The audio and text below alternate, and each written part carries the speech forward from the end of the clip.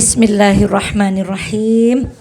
Kehadapan saudara-saudara kami, pengurus Alisa Hadijah, semoga Allah meridhoi dan membuat Alisa Hadijah semakin bermanfaat untuk umat. Kehadapan ibu-ibu yang tidak bisa kami sebutkan satu persatu, mari kita meneruskan ngaji kita untuk mendalami makna-makna Al-Quran hari ini. Kita perbaharui niat, kita kosongkan keinginan kecuali ridha Allah. Kita mulai. Assalamualaikum warahmatullahi wabarakatuh. Alhamdulillahi rabbil alamin. Alhamdulillahilladzi la ya'til hasanata illa minhu. Ashhadu an la ilaha illallah wa ashhadu anna Muhammadan abduhu wa rasuluh. Allahumma salli ala Muhammad wa ali Muhammad kama sallaita ala Ibrahim wa ali Ibrahim innaka Hamidum Majid. Sehat sedaya ibu-ibu? Alhamdulillah. Saudara-saudara kami yang menyimak dari YouTube atau nanti menyimak dari Radio Purnama Sidi yang tidak bisa kami sebutkan satu persatu, mari kita bersyukur kalau hari ini Allah memberi nikmat kita untuk tetap dekat dengan Al-Quran. Karena hari ini banyak sekali orang yang jauh dari Al-Quran. Bahkan yang sudah dekat pun terancam dengan satu surat di dalam Al-Quran. Sebentar saya carikan suratnya.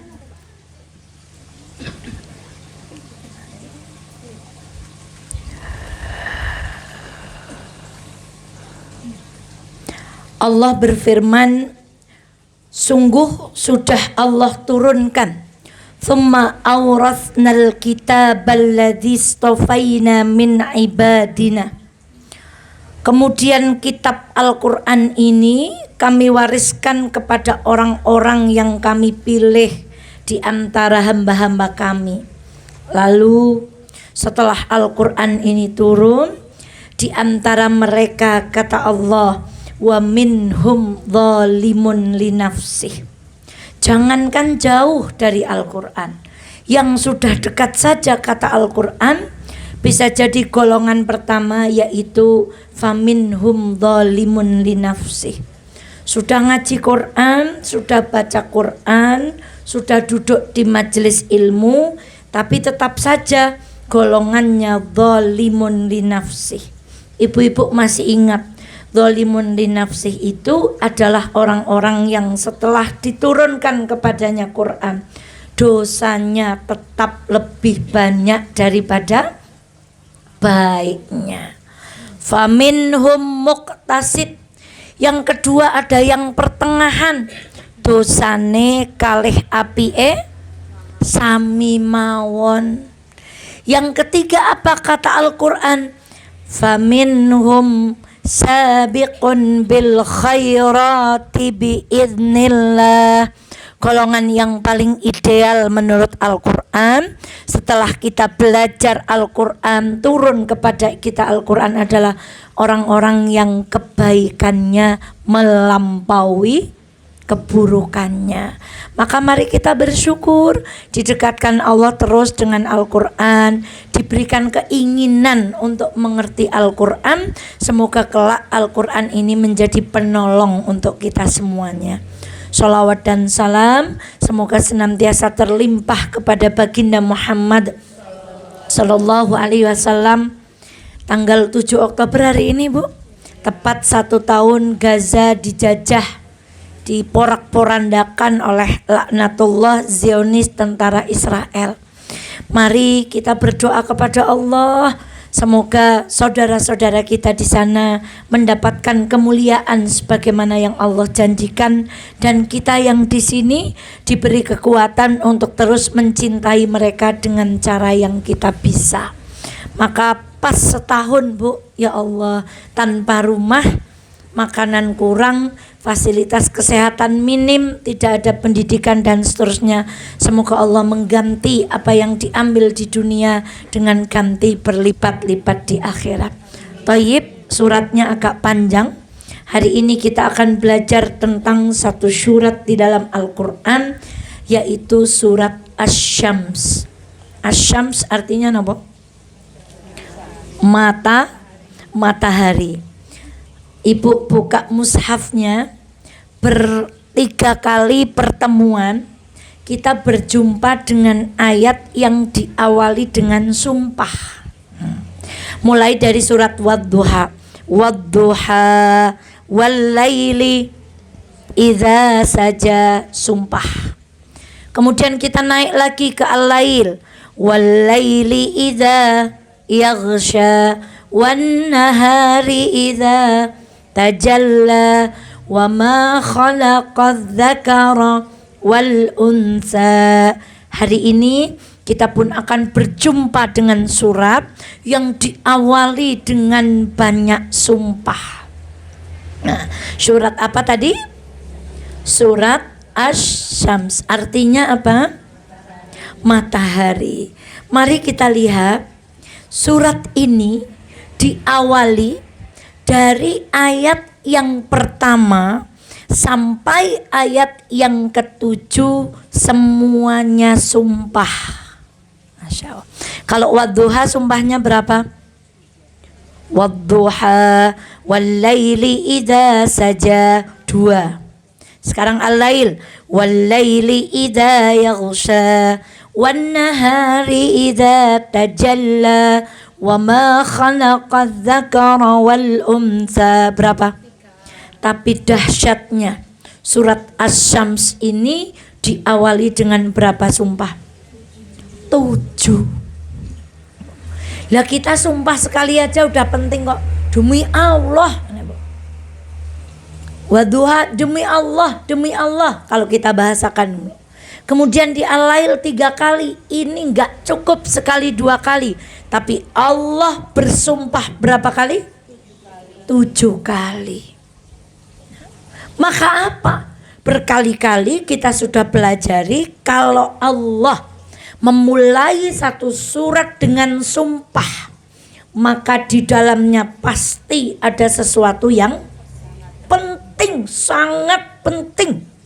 Supaya kita kalau yakin tambah yakin, kalau percaya tambah percaya, kalau kita serius tambah seriusnya, kalau kita khusyuk tambah khusyuknya, kalau kita takut dengan makna surat itu bertambah ketakutan kita kepada Allah Subhanahu wa taala. Sampai berapa kali? 7 kali. Simak ayatnya. Ada yang menarik. Wasyamsi wadduhaha wal qamari idza talaha. Kalau ibu baca sampai ayat ke-6, surat ini semuanya diawali dengan alif lam. Baik alif lam samsiyah ataupun alif lam qamariyah. Tetapi pada sumpah Allah yang ke-7, Allah tidak menyematkan huruf alif lam di depannya. Bunyinya sehingga langsung nopo? Wa nafsi wa ma sawwaha, dan demi jiwa serta penyempurnaan ciptaannya. Beberapa waktu yang lalu kita sudah belajar kalau Allah bersumpah meskipun dengan jiwa, tapi sebenarnya Al-Qur'an meskipun dengan benda, sebenarnya Allah mau berbicara kepada apa, Bu? Kepada hati kita. Maka 6 ayat ini semuanya berbicara tentang benda. Matahari, bulan, siang, malam, langit, bumi. Pada ayat yang ke-7, wa nafsi wa ma sawwaha, Allah bersumpah demi apa? Nah, maka kita kemarin sudah pelajari. Iya betul, Allah bersumpah demi malam, demi siang. Tapi sebenarnya ada pesan yang ingin Allah sampaikan kepada hati kita. Maka ibunda sekalian yang dirahmati oleh Allah, mari kita pelajari dari ayat yang pertama yang berbunyi wasyamsi wadduhaha, demi matahari dan sinar pada pagi hari. Kenapa diterjemahkan pagi hari? Karena memang bunyinya wadduhaha. Waktu pagi salah satunya disebut dengan waktu nopo? Duha. Jadi awalnya fajar, maka ada qobliyah fajar. Setelah fajar nopo? Subuh. Setelah subuh syuruk. Setelah syuruk duha. Nanti setelah duha apa? Duhur. Setelah duhur zawal. Setelah zawal asar dan seterusnya. Jadi waktu pagi itu dibagi-bagi. Dan yang digunakan sumpah dan matahari. Apabila sinarnya sudah setinggi tombak, maka sudah masuk waktu nopo? Duha. Ada yang mengatakan wasyamsi wadduhaha, demi matahari dan siangnya. Sepanjang kita siang itu kan terkena sinar nopo? Matahari. Mulai dari redup, kemudian panas, tenggelam dan seterusnya. Nah, intinya karena ada matahari bersinar, kemudian muncul waktu apa? Dan demi matahari dan sinarnya pada pagi hari. Yang kedua, wal qamari idza talaha, dan bulan apabila mengiringinya.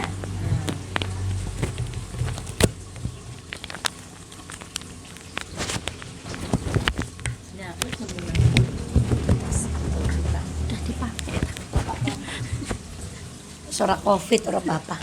Saya agi batin suarane mandan cementeng jebule sing enyar. Alhamdulillah. Jadinya di telinga lebih gimana, Bu? Lebih enak dan lebih jelas. Wal qamari idza talaha. Setelah siang, kemudian matahari tenggelam, maka ada makhluk Allah yang akan mengikuti tenggelamnya matahari. Siapa dia? Bulan. Maka bulan enggak mau mendahului matahari, mesti munculnya setelah matahari nopo? Nah, maka disebut idza talaha. Dan bulan apabila mengiringinya. Maksudnya matahari sudah tenggelam, baru bulan nopo? Muncul mengikuti sinar matahari. Sumpah yang kedua. Sumpah yang ketiga. Wan nahari idza jallaha, demi siang apabila menampakkannya. Siapa masih ingat makna jallaha? Dapat door prize pertama. Siapa masih ingat makna jallaha? Kemarin baru kita kaji pada surah Al-Lail ayat yang kedua. Siapa yang masih ingat jallaha, tajalla, wan nahari idza tajalla, wan nahari idza jallaha. Sing bisa jawab door prize pertama. Napa kelalen berjamaah?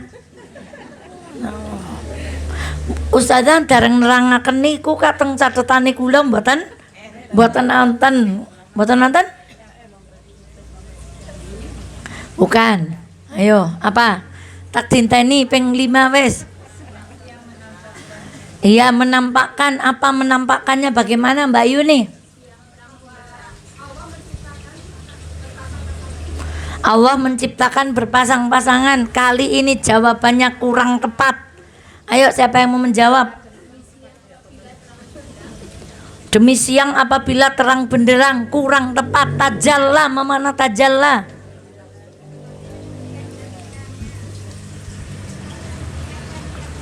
Bisa disambungkan suaranya? Seperti menyembunyikan kecantikannya. Setelah itu diapakan? Ditampakkan. Masya Allah. Ibu siapa ini? Masya Allah. Door prize pertama. Jadi tajalla itu seperti ibu kan kalau mau dilamar suami dulu semuanya ketutup kan? Jilbab kita tertutup, semuanya nggak ada yang begitu menikah sudah halal maka ditampakkan kecantikannya. Itu namanya tajalla. Wah, ujuk-ujuk Masya Allah begitu Bu. Nah, maka wan nahari idza tajalla, yang tadinya gelap kemudian diterangi rembulan. Ketika matahari datang, semua di bumi ini nampak. Tajalla, yang tadinya sembunyi menjadi apa? Kelihatan, ditampakkan. Sebagaimana seorang pengantin yang baru menampakkan kecantikannya kepada siapa? Kepada suaminya. Walaili idza yaghshaha, dan malam apabila gelap gulita. Jelas siang terang, malam napa? Yang belakang boleh putar depan sini. Wan nahari wal laili idza yaghshaha. Sekarang yang kelima. Nah, was samai wa ma banaha. Demi langit serta pembinaannya. Nah, kalau ini maksudnya. Lalu apa maksudnya yang kelima ini? Saya tulis was samai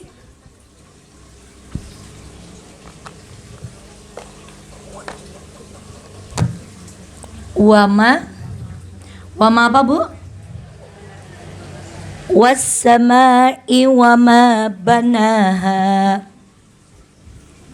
Nah, ma itu apa-apa. Nah, sekarang Ibu kalau pasang kanopi pakai cagak enggak? Pakai. Kalau pasang atap ada cagaknya enggak? Langit itu kanopinya bumi, Bu. Ada cagaknya enggak? Itulah diantara makna kalimat ma banaha. Langit itu dahsyatnya luar biasa. Kita kalau melihat itu warnanya biru. Ibu kalau naik pesawat warnanya jadi apa? Jadi di bawahnya Ibu apa di atasnya Ibu?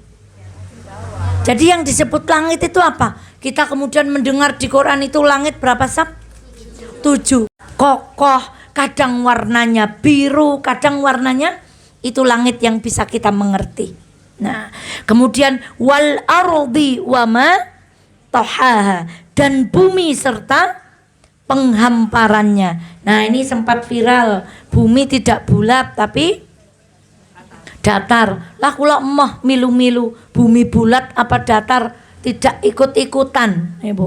Arepa bulat ya ngopo, nek datar nggih kepripun, wallahu taala a'lam. Di sini disebutkan dan bumi serta penghamparannya digelar, Bu. Nah, baru yang ke-7 ini yang tadi unik tidak diawali dengan apa? Alif dan lam. Dan jiwa serta penyempurnaan ciptaannya. Jadi di sini sudah disebutkan bahwa jiwa kita diciptakan dengan keadaan apa? Sempurna. Kata kunci 1. Sumpah yang keberapa tadi? 7. Kata kuncinya apa? Sempurna. Nah, kita mulai masuk. Fa'alhamaha fujuraha wa taqwaha. Maka Allah mengilhamkan kepadanya jiwa yang tadi diciptakan dengan apa? Sempurna 2 hal. Apa yang diilhamkan? Pada ayat yang ke-8 ada kalimat fujur, ada kalimat takwa. Fujur diartikan apa? Simak Qur'annya. Jahat. Takwa? Ketakwaannya. Jadi setiap kita sebenarnya sudah diciptakan oleh Allah dalam keadaan sempurna. Dan atas izin Allah, Allah mengilhamkan kepada jiwa yang sudah punya kata kunci sempurna tadi 2 sifat. 1 sifat jahat, 2 sifat nopo? Takwa. Maka ayat ini lagi-lagi berbicara. Kalau surat Al-Lail kemarin, inna sa'yakum lasatta, sesungguhnya upaya manusia itu berbeda. Maka kemarin di surat Al-Lail manusia digolongkan menjadi 2. Yang pertama yang apa? Yang selamat. Yang kedua yang celaka. Yang selamat yang bagaimana? yang bertakwa. Wa amma fa amma man a'ta wattaqa wa saddaqa bil husna fasanuyassiruhu. Golongan kedua yang celaka siapa? Wa amma man bakhila. Ternyata di dalam surat Asy-Syams Allah bersumpah dengan 7 perkara tadi. Allah ingin mengatakan kepada kita, sesungguhnya manusia pun terbagi menjadi 2. Manusia yang bagaimana? 1, dari ilham yang Allah berikan berupa 2 sifat ini, ada yang lebih dominan apanya? Jahatnya. Atau ada orang yang terbimbing oleh wahyu Allah, lebih dominan apa nih? Takwanya. Jadi hampir mirip dengan surat apa? Al-Lail, berbicara tentang golongan manusia. Mari kita lihat. Maka siapa yang beruntung di antara yang jahat dengan yang takwa? Lihat di ayat yang ke-9.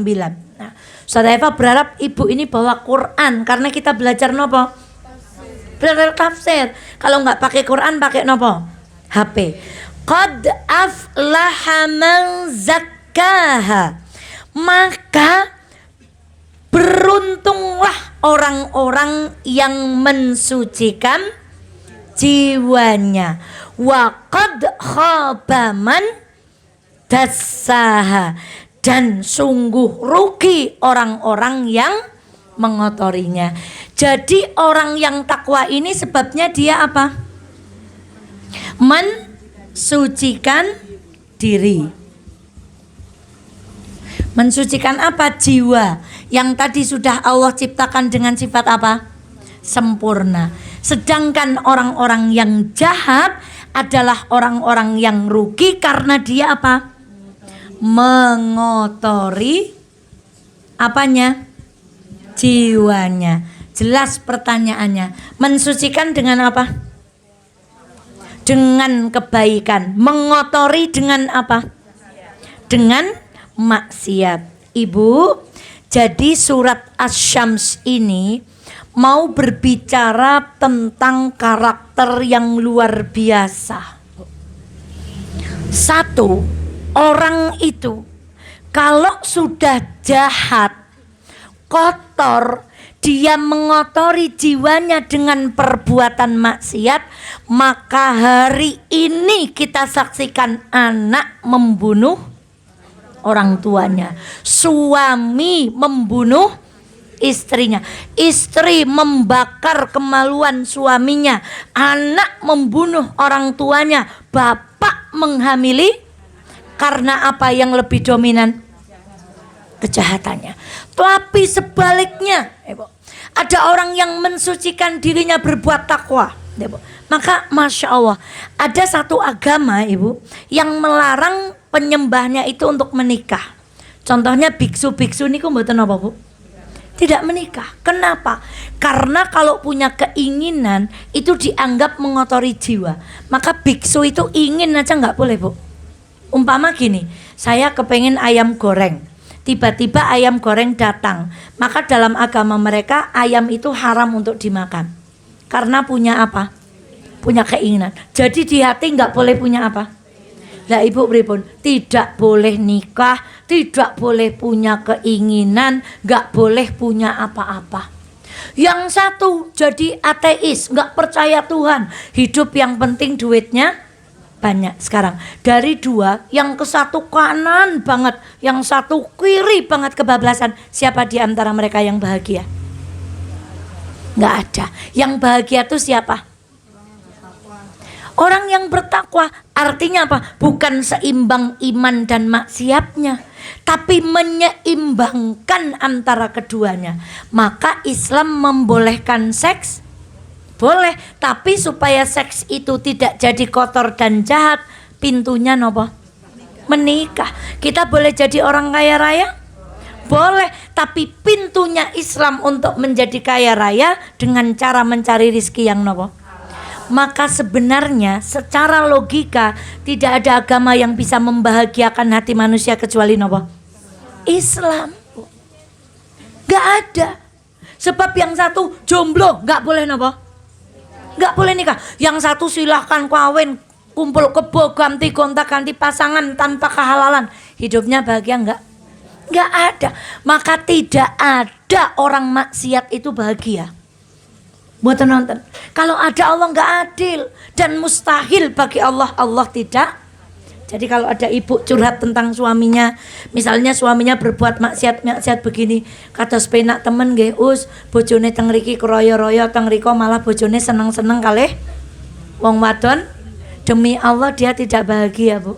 Karena orang maksiat itu enggak mungkin. Kalau bahagia Allah enggak maha adil dan itu mustahil. Jadi orang yang bermaksiat tidak ada ketakwaan di dalam hatinya itu enggak mungkin diberi anugerah napa? Bahagia. Maka para biksu tidak menikah, Bu. Maka para biarawati tidak napa? Tidak menikah. Orang Islam menikah boleh karena Islam itu di tengah-tengah.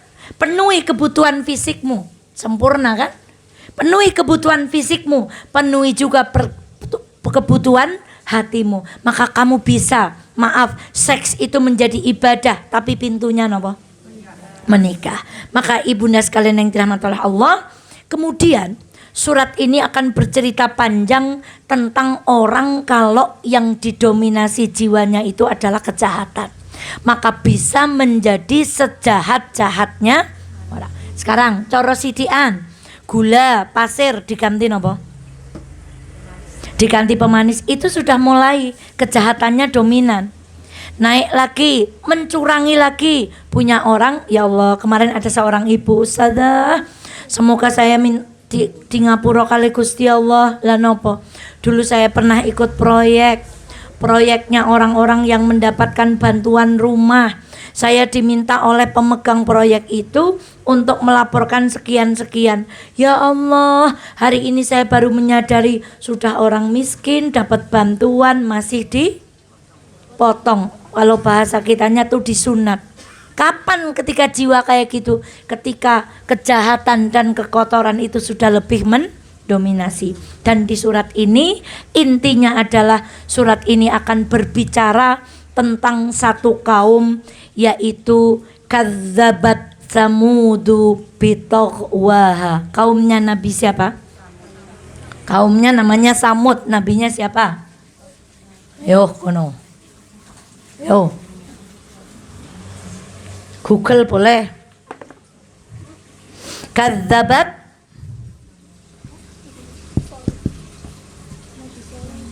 samudu bi taghwaha.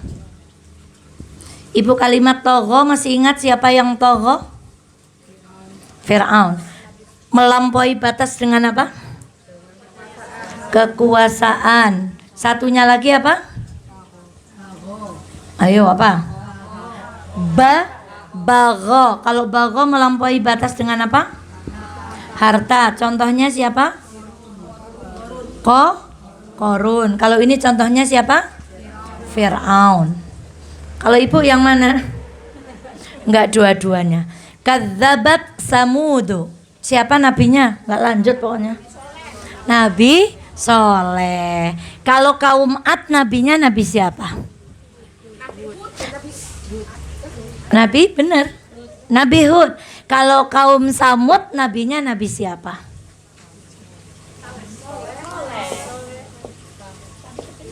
Kaum Samud Nabi Saleh. Kalau kaum Sodom Nabi Lut. Kalau Bani Israel nabinya nabi siapa aja? Terus nabi siapa lagi? Isa. Terus nabi siapa lagi? Terus nabi siapa lagi? Yang Bani Israel itu nabinya siapa aja? Ya hampir semua nabi itu diutus kepada siapa? Sekarang ulangi lagi. Kaum Samud nabinya nabi. Kaum Ad nabinya nabi Hud. Kaum Sodom nabinya nabi. Sekarang Ustazah Eva mau tanya, kaum Sodom dihukum Allah dengan hukuman apa?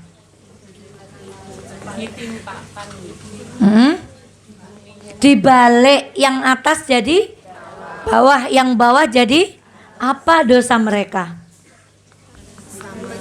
LGBT. Kalau kaum Ad dihukum apa? Angin kencang selama 7 hari, 8 hari, 7 malam, sampai mereka menjadi seperti batang pohon kurma yang kering. Sedangkan kaum Samud itu nanti dihukum Allah dengan gempa bumi sampai tidak ada bekasnya. Jadi hari ini inti dari sumpah itu Allah ingin berkata, kalau kita enggak terdominasi takwa, maka kita bisa menjadi manusia sejahat kaum apa? Samud. Kaumnya Nabi siapa? Soleh. Sekarang lihat di Quran pada kata kadzaba ada apanya? Ada tanda apa namanya? Kadzabat ada tanda apanya? Ini namanya tanda apa? Kalau ini namanya fathah. Kalau ini? Kalau gini? Napa?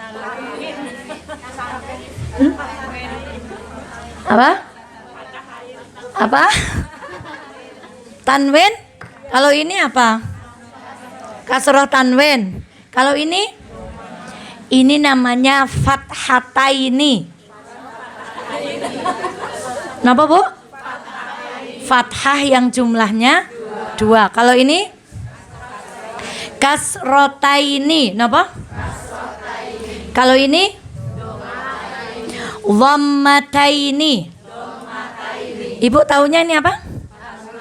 Fathah tanwin. Ini tanwin. Yang ini? Kalau ini apa? Sukun. Kalau ini? Apa?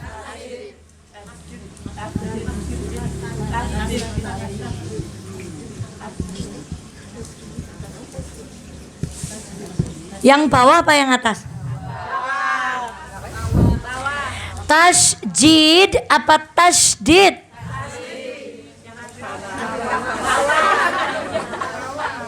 Tasjid apa tasdid?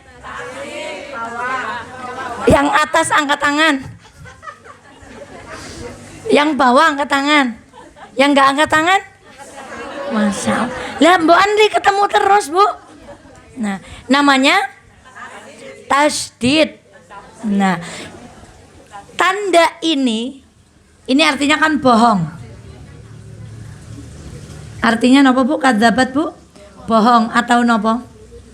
Dusta.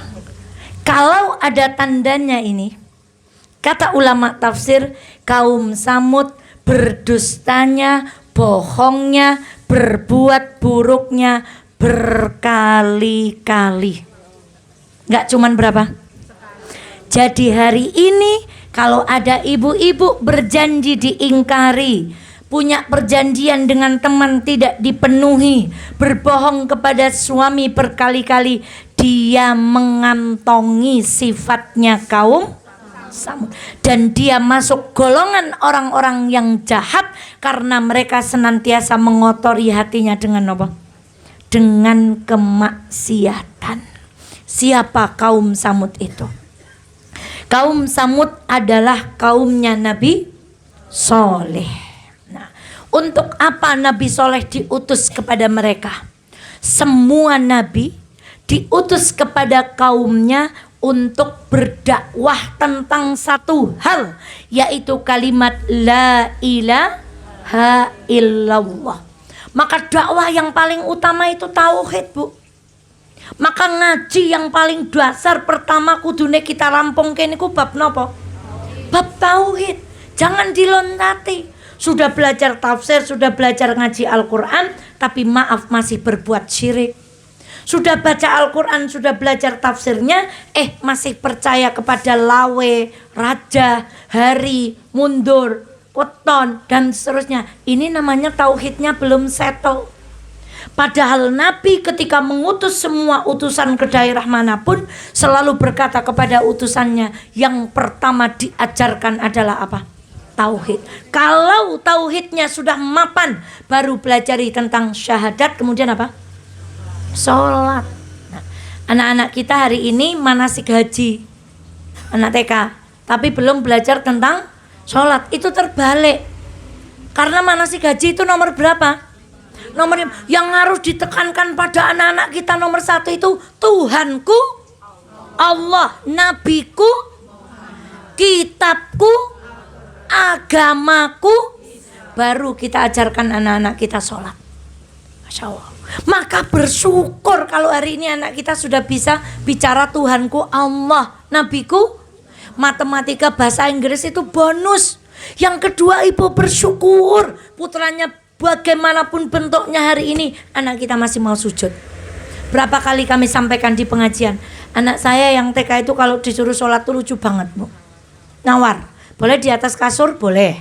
4 rakaat jadi 1, boleh? Boleh. Boleh cepet-cepet sholatnya, boleh. Boleh nggak pakai jilbab, boleh. Boleh nggak pakai wudhu, boleh. Nah, Bu. Jadi sholatnya tuh Allahu Akbar, kelabruk gitu. Assalamualaikum warahmatullahi. Udah sholat, udah. Berapa lo taat? 3 lo taat. Itu sholat.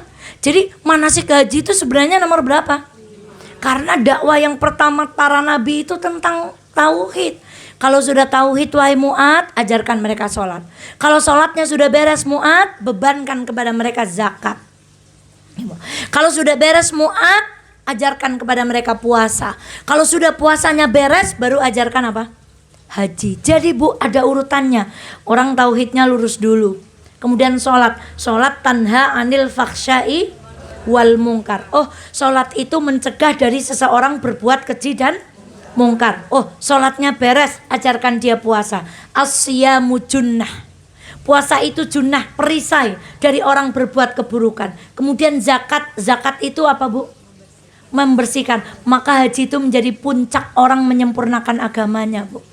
Jadi orang haji itu mestinya urusan sholat sudah beres, nggak ada dia ganggu orang lain, karena sholatnya sudah mencegah dari keji dan mungkar. Orang haji itu udah nggak punya aib mestinya. Kenapa? Karena zakatnya sudah mensucikan. Nggak ada haji bakhil, itu nggak ada, karena dia sudah melewati satu fase namanya zakat. Haji bermaksiat sepulang haji, nggak mungkin. Kenapa? Karena dia sudah melewati satu fase namanya ibadah puasa. Puasa itu junnah. Nah, sayangnya tauhid rapuh, sholatnya belum tegak, puasanya belum junnah, zakatnya belum ditegakkan. Orang terburu-buru melakukan apa? Haji tanpa bekal, tanpa ilmu, tanpa tauhid, tanpa pengetahuan yang luas tentang ibadah itu. Maka apa? Haji mabrur menjadi jauh, Bu. Maka angan-angan orang haji membawa perubahan, membawa kebaikan itu jauh. Kenapa? Depannya belum settle. Nah, maka ayah bunda sekalian yang dirahmati Allah, Nabi Soleh mendakwahkan tentang nopo? Tauhid. Tetapi kadzabat, didustakan oleh kaum nopo? Samud bitaghwaha. Taghwaha itu mendustakannya dengan cara melampaui batas. Di mana kaum Samud posisinya ada di 2 negara. Kalau ibu nanti belajar atau buka Google, yang pertama kaum Samud tinggal di sebuah kota bernama Petra di Jordania. Apa, Bu? Yang kedua, kaum Samud tinggal di daerah Saudi Arabia yang bernama Madain Saleh. Madain apa? Yang menurut gosip, saya nggak tahu, cuman baca-baca di berita. Madain Soleh ini oleh putra mahkota Saudi justru akan dijadikan tempat wisata. Jadi salah satu keinginan orang luar untuk pergi ke Saudi sekarang bukan hanya umroh, tapi pergi ke satu tempat yang namanya Madain Soleh, yang dulu menurut riwayat adalah tempat tinggal kaum Samud yang mendustakan berapa kali? Siapa yang didustakan? Nabi siapa? Nabi Soleh yang mendakwahkan tentang apa? Dengan bagaimana mereka mendustakan? Dengan melampaui batas, Bu. Coba kalimat melampaui batas ini. Umatnya Nabi Nuh awalnya nggak nyembah berhala, Bu. Awalnya mereka punya orang solih, orang solihnya mati, mereka rapat. Kalau kita nggak bikin monumen nih, nanti anak cucu kita nggak kenal sama orang solih ini. Maka kemudian mereka bikin apa? Patung. Ketika rapat itu setan hadir. Lama-lama anak cucunya nggak kenal orang solihnya, cuman kenal apanya. Beralihlah mereka dari menyembah Allah jadi menyembah apa? Togo. Berlebih-lebihan. Pakai baju berlebih-lebihan ya bablas. Kudune pupune tutupi malah dibuka. Berdandan berlebih-lebihan, apa yang terjadi kemarin di Mafaza, melanggar aturan Allah. Setelah itu beredar video Marisa Haque, Bu, bercerita tentang bagaimana babi itu menjadi bahan utama dari apa, Bu? Sudahlah, jangan togo, jangan melampaui batas. Sudah, laqad khalaqnal insana fi. Sekarang togo dalam mencari harta. Karena nggak punya iman, maka mereka cari dengan cara yang haram. Mencurangi, nun sewu air zam-zam aja dipalsu. La ilaha illallah Muhammad Rasulullah. Sekarang menggunakan ayat-ayat Al-Quran malsu demi uang. Sampai kuburan aja jadi apa, Bu? Wal'iyadzu billah. Maka jangan miliki karakternya orang Samud ini loh. Mereka tuh melampaui batas dalam mendustakan dakwahnya baginda. Dengan apa? Dengan corone dewe-dewe. Senggo klambi wudo semakin wudo togo. Yang cari uang nggak halal, dia melampaui batas. Yang dengan suami nggak nurut, dia melampaui batas. Yang dengan terus dia bermaksiat menampakkan aurat, dia melampaui batas. Maka hari ini kalau kita mendapati orang-orang punya karakter seperti itu, sejatinya mereka punya karakter siapa, Bu?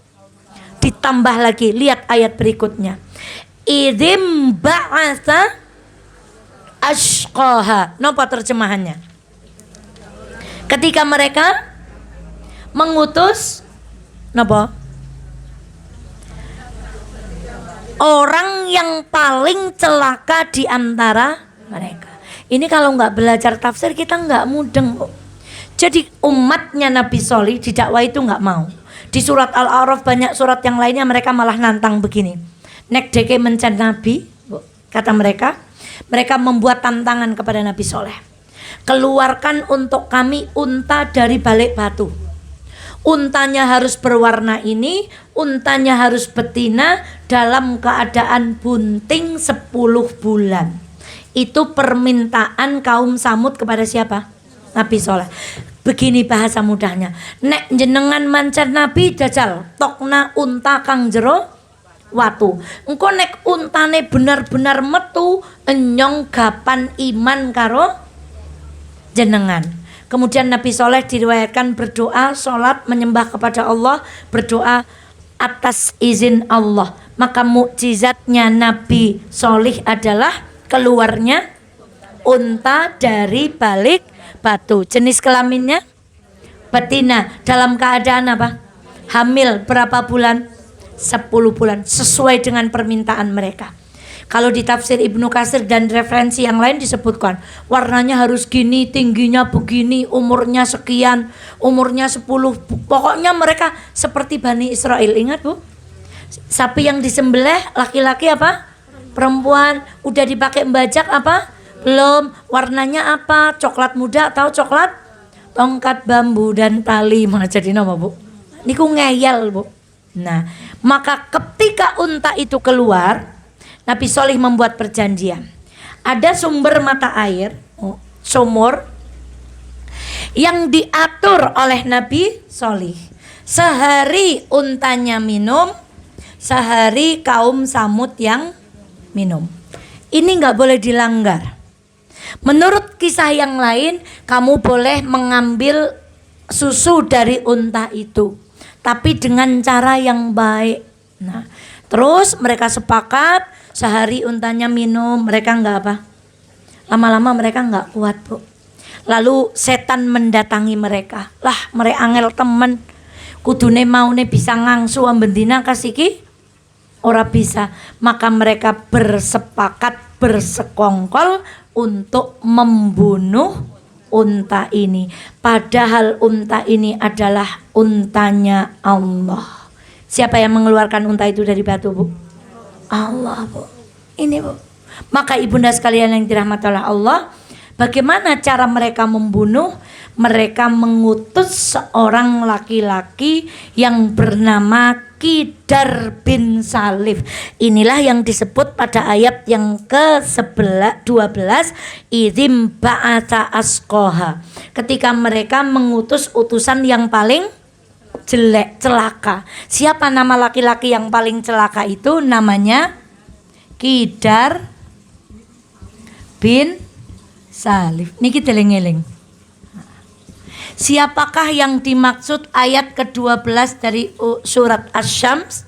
Adalah seorang laki-laki bernama uniknya, menurut buku yang ada di meja dan kami sudah pelajari di Garung, sudah hatam buku ini, Bu. Caranya mancing Qidar ini dengan wanita, Bu. Jadi ada seorang ibu punya beberapa putri. Dia mengatakan kalau kamu mau membunuh untanya Nabi Soleh, kamu boleh milih anakku yang mana aja. Berapa kali wanita jadi senjata, Bu? Berapa nama ustadz yang hancur gara-gara apa? Wanita. Betapa banyak pejabat yang hancur gara-gara apa? Betapa banyak keluarga yang porak-poranda gara-gara apa, Bu? Dan betapa bejatnya kelakuan-kelakuan akhlak yang buruk awalnya diprakarsai oleh seorang makhluk bernama apa, Bu? Jadi wanita itu kalau nggak jadi seindah-indah perhiasan, dia akan menjadi seburuk-buruk fitnah, Bu. Masya Allah. Jadi wanita itu adalah alat yang digunakan setan untuk menjerumuskan banyak orang. Cobi ustadz mawon terjerumus, aja maning utuh ustad. Wong wadon is orang duwe esen, wong lanang pun boten duwe wibawa. Ketemu cucuk, Bu. Coba laki-lakinya punya wibawa, punya qawam, bahwa saya punya pasangan yang sah di mana? Di rumah. Maka wanita seperti itu, laki-laki seperti ini enggak. Tapi laki-lakinya sudah tidak punya qawam, perempuannya sudah tidak punya apa? Malu. Ya sudah, tumbuh ketemu tutup. Maka ini menyetujui, Bu. Nah, menurut riwayat yang lain, nah, di dalam surat An-Naml diabadikan, dan adalah di kota itu, maksudnya kota apa? Kota Petra dan kota apa? Madain Soleh, ada 9 orang laki-laki yang membuat kerusakan di muka bumi dan mereka tidak berbuat kebaikan. Nah, tadi ayat yang ke-12. Di dalam surat An-Naml ayat 48, Allah kembali menyebut nama Qidar bin siapa? Dengan 6 orang lainnya, dengan 7, maaf lagi, dengan 8, sehingga totalnya jumlahnya berapa? Itulah laki-laki yang diabadikan di dalam Al-Quran, dalam surat An-Naml ayat 48 dan surat Asy-Syams ayat berapa? Disebut sejelek-jeleknya utusan, secelaka-celakanya siapa, Bu? Dan sayangnya di balik mereka ada tipu daya wanita. Maka mari kita memohon kepada Allah, semoga kita tidak termasuk perempuan yang dijadikan setan sebagai tipu daya. Singkat cerita, dibunuh untanya. Ada yang mengatakan anaknya sudah lahir, kemudian anaknya selamat. Ada yang mengatakan disembelih, ditombak pahanya, kemudian ditebas lehernya, kemudian oleh mereka dimutilasi. Banyak riwayatnya, intinya unta ini terbunuh, salah satunya oleh seorang laki-laki yang disebut di banyak buku tafsir, namanya siapa? Qidar bin, Masya Allah. Mereka memanggil kawannya, kata Allah. Lalu dia menangkap unta itu dan memotongnya. Maka Rasulullah Shallallahu Alaihi Wasallam pernah bersabda ketika beliau berkhutbah, beliau menyebut unta yang disembelih kaum Samud. Beliau mengatakan ketika bangkit orang yang paling celaka di antara mereka, maksudnya siapa? Qidar bin. Dalam riwayat yang lain, Rasulullah berkata kepada Ali bin Abi Thalib, maukah kamu aku beritahukan kepadamu siapa orang yang paling celaka? Tentu, kata Nabi. Sahut Ali, beliau bersabda, ada 2 lelaki. Salah satunya adalah orang bodoh dari kaum Samud yang menyembelih untanya Nabi Sholih. Siapa namanya? Qidar bin Salih. Orang yang kedua siapa? Dan seorang laki-laki yang menikahmu. Maka Ali bin Abi Thalib meninggalnya dalam keadaan apa? Ditikam. Jadi laki-laki yang bernama Qidar ini disebutkan beberapa kali di dalam Al-Quran, 3 kali kurang lebih, dan Rasulullah bersabda, saking napa nih Bu? Saking cilakane Bu. Nah, tapi di Quran disebut namanya apa enggak? Kalau tidak sebut namanya, berarti orang yang punya karakter seperti itu di kemudian hari sampai kiamat akan muncul kembali atau tidak? Sesuai dengan tempat dan zaman yang berbeda. Jadi hari ini ada Qidar enggak? Ada. Qidar itu karakternya gimana?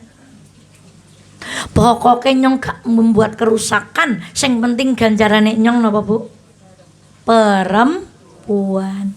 Dan berani melawan hukum Allah. Singkat cerita dibunuh. Lalu kan kata Nabi Soleh ini, kalau kamu membunuh unta itu, maka kamu akan ditimpa azab yang pedih. Sekarang kita lihat ayat yang ke-13. Faqala lahum Rasulullahi naqatallahi wa suq. Ya, lalu Rasul Allah, siapa namanya?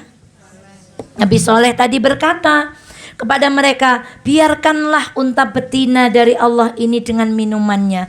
Ojo diganggu. Nanti kalau diganggu kamu akan dihukum oleh Allah.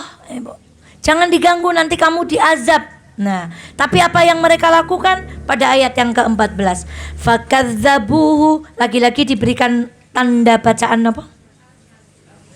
Tasdid. Fakadzabuhu fa'aqaruha fadamdama alaihim rabbuhum bidzambihim fasawwaha. Namun mereka mendustakannya dan menyembelihnya. Siapa yang menyembelih tadi? Tidak. Dengan berapa orang lainnya? Karena itu Tuhan mereka membinasakan mereka karena dosanya, lalu diratakannya dengan tanah. Jadi azabnya kaum Sholih apa Bu? Awan, angin, gempa bumi sampai mereka apa? Rata dengan tanah. Cara membunuhnya tadi untanya diapakan? Dicincang. Lihat togonya mereka. Nabi Soleh bilang, 3 hari setelah kamu membunuh, azab itu akan datang. Hari pertama, di sini disebutkan Ibu, mereka datang pada hari Kamis pertama.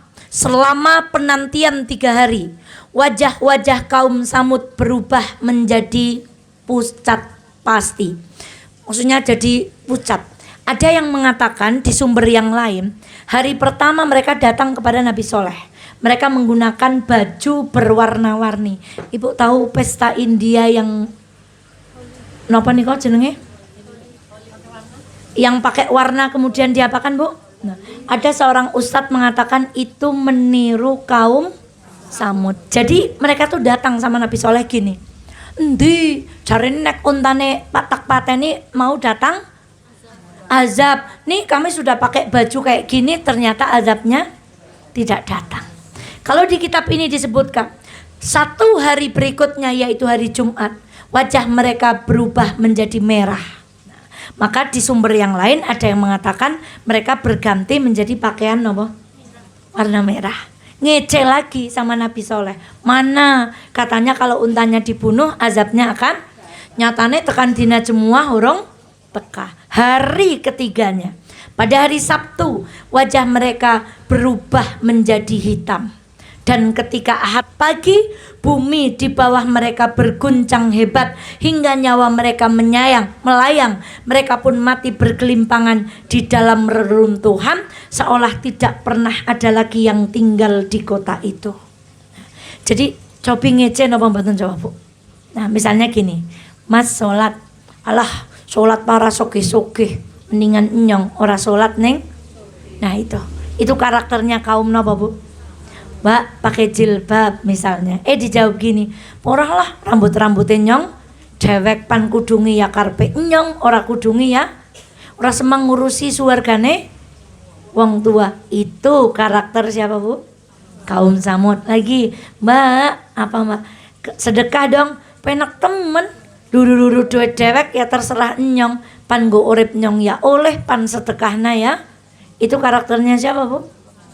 Masya Allah. Dan kisah ini mirip dengan Nabi Muhammad. Ketika mau sujud, kemudian ada segerombolan orang yang berkumpul, kemudian mereka bikin sayembara siapa yang berani nginjek kepala Nabi atau meletakkan kotoran. Kemudian Nabi menangis berdoa, akhirnya 7 orang, kita pelajari waktu itu 6 orang disebut namanya. Saya yakin Ibu sudah lupa nggih? Ya, yang satu tidak disebutkan namanya, kata Nabi lupa, dan akhirnya pada perang Badar mereka semua napa? Mati. Kemudian dimasukkan napa? Sumur. Siapa yang masih ingat nama sumurnya?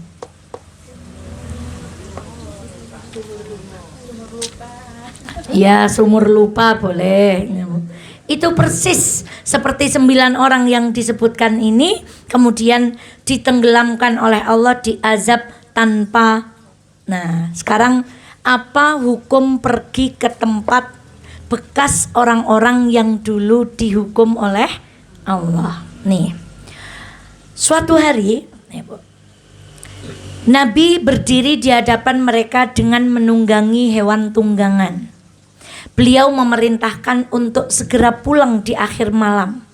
Kemudian beliau berkata, wahai semua yang ada di sumur, yang cerita dimasukkan sumur tadi, apakah kalian mendapatkan ancaman Rob kalian benar adanya? Sungguh aku mendapatkan janji yang disampaikan Robku kepadaku. Kemudian Umar berkata kepada Rasulullah, ya Rasulullah, apakah mereka mendengar orang yang 7 tadi di dalam sumur itu? Beliau berkata, demi zat yang jiwaku berada di tangannya, kalian tidak lebih mendengar kata-kata yang kuucapkan melebihi mereka. Hanya saja mereka tidak menjawab. Jadi menurut Rasulullah, orang yang diajak bicara di dalam sumur itu apa Bu? Mendengar, tapi tidak bisa apa? Nah, saat Rasulullah dan pasukan melintas di lembah Hijr atau yang disebut dengan Madain apa? Saleh, letaknya di negara apa? Saudi Arabia. Pada tahun Tabuk, orang-orang mengambil air dari sumur yang dulu digunakan kaum Samud. Digunakan untuk membuat adonan, kemudian mereka memasang tungku, kemudian Rasulullah mengatakan, tuangkan semua tungku itu dan berikan adonan-adonan roti yang dibuat dari air yang bersumber dari mana tadi? Sumur itu, untuk diberikan kepada unta. Lalu beliau singgah, beliau melarang memasuki tempat-tempat suatu kaum yang pernah tertimpa siksa. Beliau bersabda, sungguh aku khawatir jika kalian tertimpa azab seperti yang pernah menimpa mereka. Untuk itu kata Nabi, jangan memasuki tempat-tempat. Lah kok hari ini malah itu mau dijadikan apa Bu? Fal'iyadzubillah. Ketika jiwa yang sudah sempurna itu didominasi dengan kekotoran. Lagi, janganlah kalian memasuki tempat mereka yang pernah tertimpa azab kecuali dengan menangis. Kata Nabi, jika kalian tidak menangis, jangan masuki tempat-tempat mereka agar kalian tidak tertimpa azab seperti yang pernah menimpa mereka. Maaf, di Batur ada tugu apa Bu? Nah, hati-hati Bu. Hari ini konten itu luar biasa. Inilah tempat desa dulu di Rasulullah melarang Bu, kecuali kita datang ke tempat itu dengan rasa apa? Rasa takut dan tangisan takut kepada Allah Subhanahu wa Ta'ala. Maka saya kalau lewat cukup lihat itu bukitnya. Kan nggak bisa ditembus dengan mobil, nggih, harus pakai motor atau jalan kaki. Ibu, hati-hati. Saya mengingatkan hari ini, dimanapun tempat yang di situ pernah terjadi azab, Rasulullah melarang kita untuk pergi ke sana. Maka jangan cita-cita kalau ibu ke Saudi kok cita-cita pengen mampir kemana. Dan itu viral Bu. Beberapa orang Indonesia sudah sampai sana berselfie-selfie. Memang sekarang sedang disiapkan untuk menjadi tempat wisata. Padahal Nabi Niki lak jenenge nglawan, Bu. Ana apa bedane dengan kaum Samud dulu yang berkata kepada Nabi Soleh, "Endi hukumane? Jarene nek untane pateni nyong pandi." Masya Allah. Setelah itu datang benar-benar. Maka Ibu, Masya Allah, ada kalimat fadamdam. Fadamdam menurut salah satu sumber mufasir mengatakan ini adalah kalimatnya orang Habasyah. Dam-dam itu artinya apa, Bu? Dihancurkan dengan apa? Sehancur-hancurnya. Saya ingat itu syairnya orang Palestina.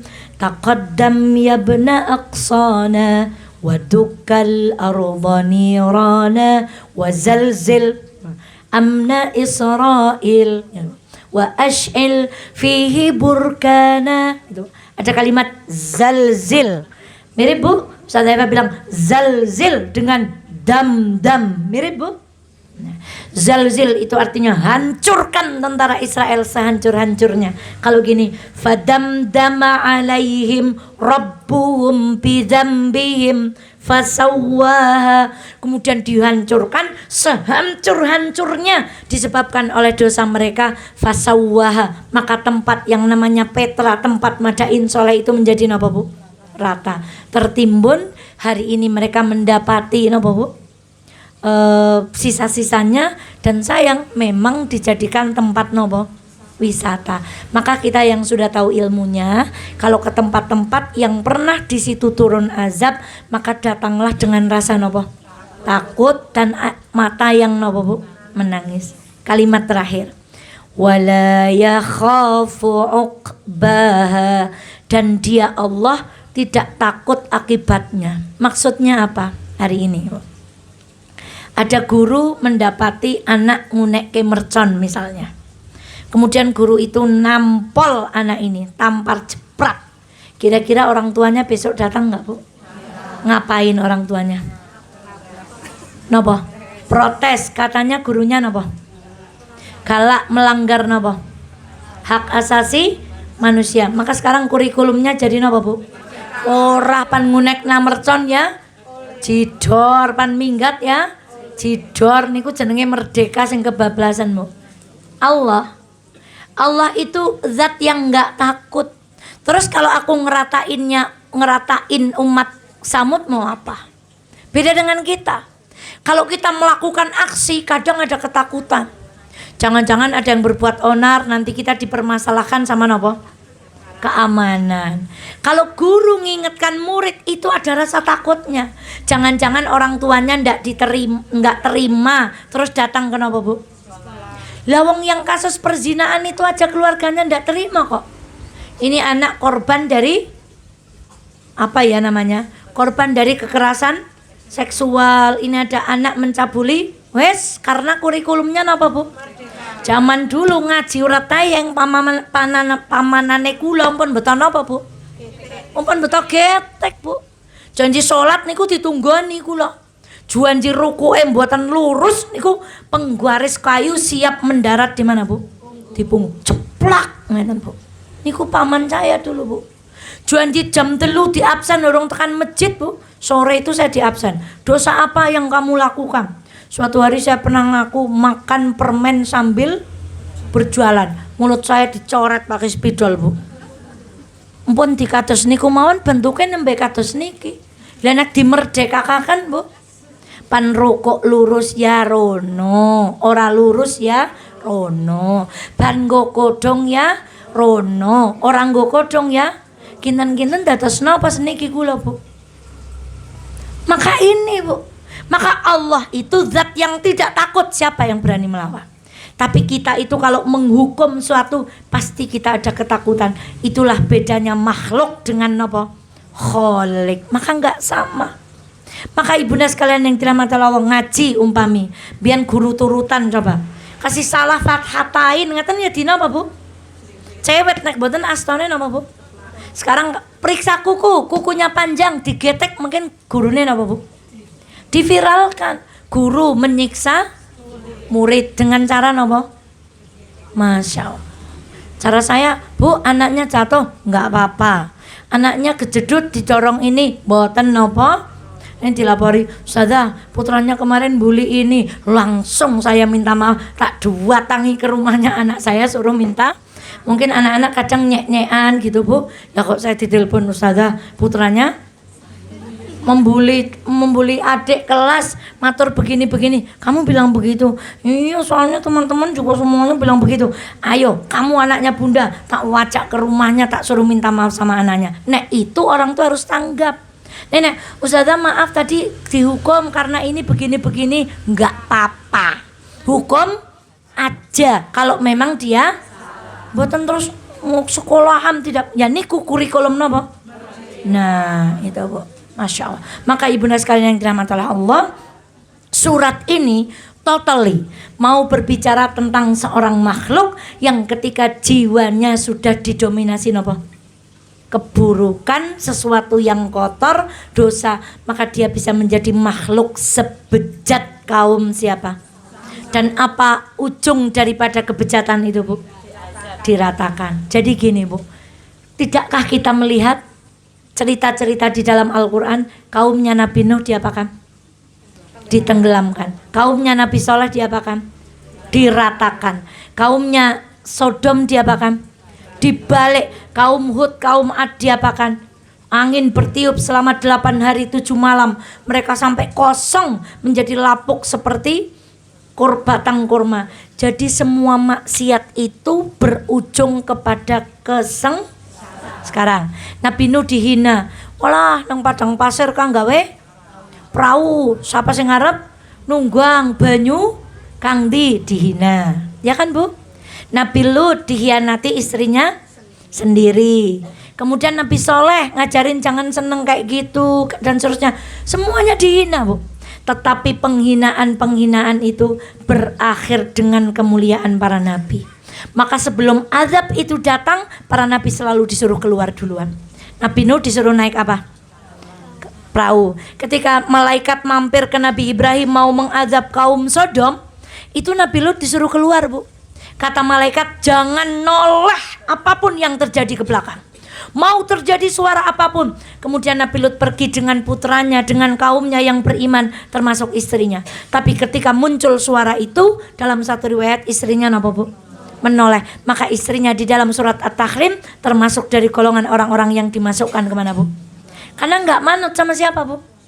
Sekarang Nabi yang dimakan ikan namanya? Nah, itu kan Nabi Yunus ketika diundi kemudian masuk ke laut diterkam apa Bu? Nah, tapi kan umatnya mau diazab. Tapi umatnya tuh bertaubat. Makanya ketika Nabi Yunus keluar dari ikan, kembali ke kota itu, umatnya sudah nopo Bu? Sudah beriman kepada Allah Bu. Nah, maka semua kebaikan itu ujungnya enak. Nabi Yusuf diginek-ginek no, ujungnya nopo? Enak. Tapi yang jelek-jelek, korun, hartanya banyak, ujungnya apa? Nggak enak. Fir'aun ujungnya apa? Nggak enak. Bani Israel ujungnya nopo? Nggak enak. Semua yang melawan Allah ujungnya nggak enak. Pun sepele mawon. Jajal meresani gambar sing mboten patia apik teng HP. Mesti mungkin atine napa Bu? Astagfirullahaladzim. Nyongka malah nonton kayak kue misalnya. Tapi ketika kita ngaji hati kita napa Bu? Ayam. Maka ibunda sekalian yang dirahmati Allah, itulah pelajaran utama dari surat Asy-Syams sampai Allah bersumpah berapa kali? Supaya kita tidak menjadi orang yang jiwanya didominasi dengan kejahatan, dikotori dengan maksiat. Sebagaimana contoh kalau orang sudah didominasi dengan kejahatan, dia akan berakhlak sebagaimana kaum Samud. Nabinya Nabi Soleh. Masya Allah. Berapa kali Allah bersumpah? 7. Apa perbedaan sumpah yang kelima dengan sumpah yang ketujuh? 6 sumpah lainnya dengan yang ketujuh. 1 sampai 6 diawali dengan alif lam. Yang ketujuh, karena yang depan itu benda-benda Bu. Sesungguhnya yang mau diajak bicara itu bukan jasadnya kita, tapi apa? Wa nafsin. Dan nafs dibagi 2, jiwa itu sebenarnya sudah diciptakan dengan sempurna. Lalu Allah memberikan 2 ilham. 1 napa? Takwa, yang 2 jahat. Maka siapa yang beruntung? Yang mensucikan sehingga dia menjadi golongan orang yang bertakwa. Siapa yang celaka? yang mengotorinya, sehingga mereka menjadi golongan orang-orang yang kotor. Siapa makhluk yang dicontohkan dalam surat ini yang mendustakan? Kaum Samud. Tinggal di 2 daerah menurut beberapa sumber. 1 kota nopo? 2 kota nopo? Madain Soleh. Petra ada di Jordania, Madain Soleh ada di mana? Siapa nabi yang diutus kepada kaum Samud? Nabi Salih alaihi salam. Dengan berapa kali mereka berbohong? Berkali. Ditunjukkan dengan tanda nopo? Tasdid. Kemudian dengan cara bagaimana mereka melanggar aturan Allah? Melampaui batas. Apa yang mereka minta sebagai mukjizat dari Nabi Solih? Unta. Jenis kelaminnya? Hamil berapa bulan? Keluar dari mana? Apa permintaan Nabi Musa? Gantian apanya? Minumnya. Dan jangan dibunuh, karena kalau dibunuh kalian semua akan tertimpa. Tapi ternyata mereka melanggar aturan itu. Mereka mengutus berapa orang laki-laki? 9 orang. Salah satunya disebut siapa namanya? Kidar bin. Diiming-imingi dengan apa? Nah, maka wanita itu senjatanya siapa? Setan atau iblis untuk menundukkan banyak laki-laki yang beriman. Maka unta itu diapakan? Berapa hari mereka menunggu? Lalu datang azab, bumi berguncang, awan bergemuruh, mereka semua diapakan?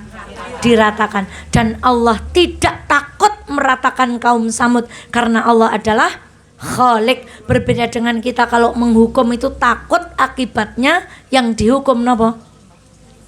Dituntut gitu Bu. Nah, jadi aja wani-wani nggetek. Nah, mungkin nek nggetek anake wong, kok wong tuane marah mboten terima. Demikian ibunda sekalian yang dirahmati oleh Allah.